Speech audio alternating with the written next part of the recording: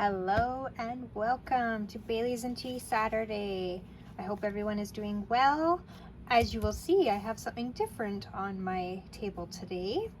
I have a scrapbook page, and I thought it would be fun if we did sort of my thought process and what I do to create a page. And if you are a scrapbooker, obviously this is going to help you. If you're not, it may tempt you. And if it's something that you have no interest in whatsoever, just the creative process might still inspire you to use some elements and some of the design work that I do, even on a card or on a packaging or something else project-wise that you are working on. You'll find a little tidbit of some sort to help with your creative juices. So this is a fall page that I made. I used the Hello Harvest bundle for this cute little pumpkin, and you know that we have these fun little what do they call them here? I'm just grabbing the package so I can get the right name of them. The leaf labels in amber gem combo packs. You get a whole bunch of these leaves, which can be used on packaging because they have a little hole in the top. As you can see on mine, these little dots come out of them. I've just taped those on the back just to keep them in so I didn't have a hole. And then they come with these beautiful gems all in the same package. So on my page, I'll hold it up so you can see a little bit closer there. You'll see that the little hole things are still there. They're not as noticeable. If you wanted to totally like hide them, I would suggest maybe embossing the leaves, and that would kind of drown out the fact that there's a hole there. So I've also got some of the tailored tags where I would do journaling once I added my photos. Now I create pages sometimes without photos already. It may be something that I plan to go do in the fall, and so I'm going to add pictures afterwards, or I have a stack of pictures on my phone like all of us do, waiting to be printed, and then they'll just get sorted out and put into these pages that I've created. So this is gorgeous paper. Trying to remember what pack it comes from. Let's grab the catalog and have a look. I can't remember the name off the top of my head at the moment. Sometimes the names just escape you, right? It is the Rustic Harvest paper. So it's on page 49. Oops, I went past it. So this gorgeous paper down there. And then you'll see the leaf in the amber gem pack is up there as well. So that's where that big pumpkin came from, right there. And it is adorable once it's colored in with some blends. And then out of the Hello Harvest stamp set, I also took that leaf. So that's where that leaf came from. And that's just stamped in Mossy Meadow. And then I've also taken some Mossy Meadow, some black, and some Cajun Craze to bring in the Cajun Craze paper there, and splattered it on the background. I've done some blending with my blending brushes in Mossy Meadow as well. And then just using the tailored tags to create the cute little tags that just tuck in behind to add journaling to later. And if they're light enough, you could just write with black pen on them. If I was going to write anything on this, I might actually attach a piece of basic white so that I could journal on it as well. But it might just be a cute tag that sits in there and is just for fact and nothing more. These cute little things come from the Alphabets set. And then these are our, what do they call those ones? They're a returning favorite, the brushed metallic dots. So they come with gold, copper, and I'm not really sure what color that is, but I've used the copper ones to bring out sort of that Cajun Craze and rustic sort of fall colors. And then the thread that I've used down here is copper. It is retired. I just have it in my stash, and I thought it would accent really well in behind those leaves there. So we're going to recreate this layout using a wintry theme today. So that is my plan to create with you. So I've pulled out this gorgeous what do we want to call these? Snowflakes. Sorry guys, my brain is just not computing words this morning. From the Textured Chic Designer Series paper, and it's gorgeous. And then I brought in a, oh, you don't want to see the back side. I brought in a piece of just our, I'm just going to grab a blank one stamped on the back as well. I brought in a piece of basic white, and we're going to do a little technique. So it's going to be a little bit different than just the piece that I did on the fall, where I put the whole piece down and then did all my embellishing on that. For this one, I'll tell you what I've done. I've already pre-done it because it has some embossing on it. So I've brought in the Snow Crystal stamp set, and I've stamped, obviously, the big snowflake. It's just gorgeous. So much detail and fun in this stamp set. If you don't have it, you may want to add it. And then I've brought in with the Season of Chic and this lovely snowflake right here. Now this imaging is a bit smaller than what the stamp is. As you can see, if I pull it out, the stamp is much, much bigger than what is on the front cover. So I brought that in to do my embossed in white snowflakes. So I've just kind of gone all over this sheet and stamped those snowflakes, overlapping onto my big one, just creating sort of a scene. Now the fun thing we're going to do for the technique is we're going to tear it. And there's no rhyme or reason to what we're doing. We're just ripping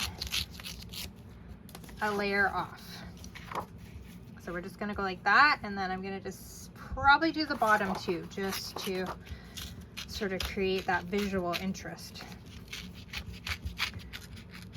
Now we are wasting a little bit of our embossing because I sort of came up with this idea after the fact, so I would have embossed higher up and then not ripped all that off.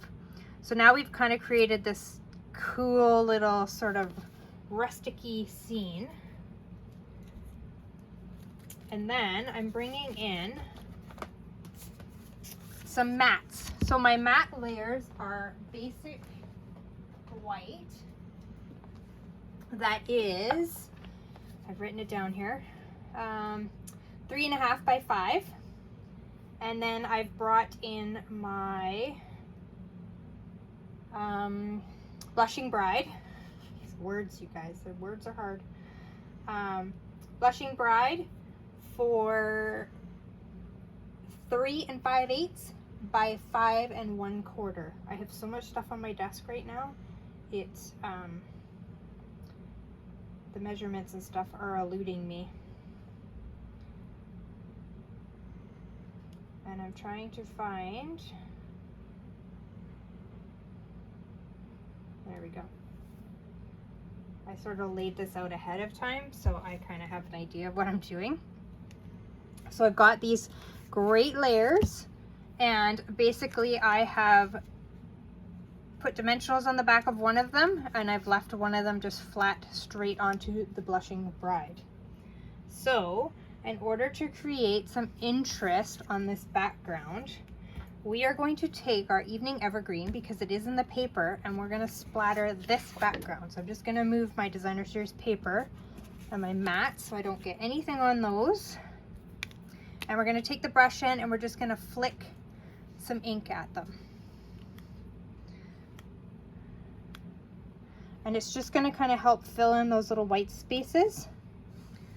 And I like to splatter, so it's more fun for me. All right, so how does that look? Pretty, right? Okay, so we'll bring back in our main piece, and we're going to secure that down to our Designer Series paper layer. Never mind what I've done on the back here. And I'm going to kind of angle it just for extra interest as well. Okay, you'll see how fast a scrapbook page can come together. It doesn't take much, and you can have it looking really cool. So now we are going to decide where we're going to put our layers or mats. And I'm thinking similar to what I had on the original page, so right there, and we're just going to glue these down.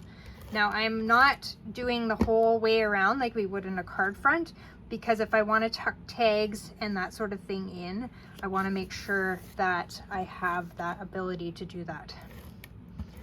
So enough on the top and bottom, or it's plenty to just do the top and the bottom on a scrapbook page, because it'll be inside a plastic sheet with your pictures and everything on it, and it won't really matter. So I have cut some tags out of the same Textured Chic Designer Series paper, and I've used the adorable iridescent trim that I have dissected. So we talked about this a few weeks back, where you just take it, sometimes you have to use your take your pick tool. It's just braided, so if you just pull it apart, it then will form a nice small little frayed edged looking trim for you, and it won't be really bulky, which you don't want bulk on your page, because then you will have your scrapbook kind of bulging out everywhere. So I've tucked it just in behind the basic white layer there, and I'm just going to slide this one in behind here, and these will be used for journaling or just as decorations, same as we did on our front page, or our first page, sorry, our autumn page. And then I've taken the, I'll just put them here so you can actually see them. I've taken this Chic dies, and it's got a great little snowflake design in it, so I've taken both of those, and I've cut them out of the distressed gold paper and out of the soft succulent brushstroke paper. And it matches sort of what I've got going on here with the greens and the golds. So I'm just going to take a little bit of my glue, and I'm just going to place these down here and there. And I thought the cute little thing about this was that the center looks like a little heart, if you put it the right way, of course. And you don't need a lot of glue on these. And they're just going to sort of add some accent. And I've got a bunch cut out in different sizes. I think these are so fun. And just add a nice touch. So it's a very snowflake type wintry scene we're creating here for our picture. So maybe we're gonna go tobogganing, or we're gonna go snowshoeing, or I'm not much of a skier anymore, so there'll be no skiing pictures, but you might be. And so this gives you a perfect backdrop for whatever winter activity you're gonna get up to.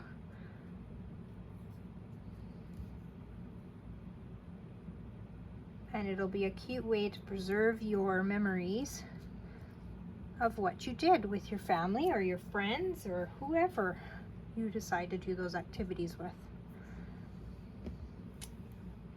How fun is this? It's totally coming together, I think, anyways. You let me know what you think in the comments. And I've got one more little one, and then I know exactly where my sentiment is going to go. I'm going to put that one right there. Okay, so then I took the Glimmer, what is this stuff called? Glimmer, I think it's just Glimmer 12 by 12 specialty paper, I think is what it's called in the catalog. There's a white, this Evening Evergreen, and I can't remember the other color that comes in it. I'll look it up here. A gold. So it's on page 31. I'll show you here real quick, and then we'll put our title area down. So it's in the Lights Aglow sweet section there. It's right here. So that's the Evening Evergreen, the they call it Very Vanilla, and then the gold. So this is the Evening Evergreen. Isn't it pretty? And I've taken same from the Chic dies, and I've used this background piece to cut that out. So I'm going to put this down here in this corner, and I'm just going to use sort of the bigger areas of the die cut. My Tombow is almost out, so it might just take me a second here. And it's good to the last drop, people, so don't think when it stops working that it's done, because you shake it a little bit and it's like magic, more comes out. There's so much glue in that bottle. It's deceiving.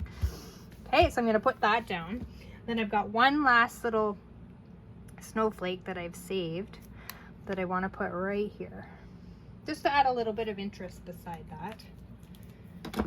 And then I've taken from Snowman Magic, it's the most magical time of the year, and the reason I picked it is because it had the cute little snowflake in it. So I've just taken my stylish shapes and I have inked that in soft succulent and stamped that on there. So that is going to go right there, and I'm just going to grab a dimensional, oops, and put a couple dimensionals on the back of it. See how fast this came together?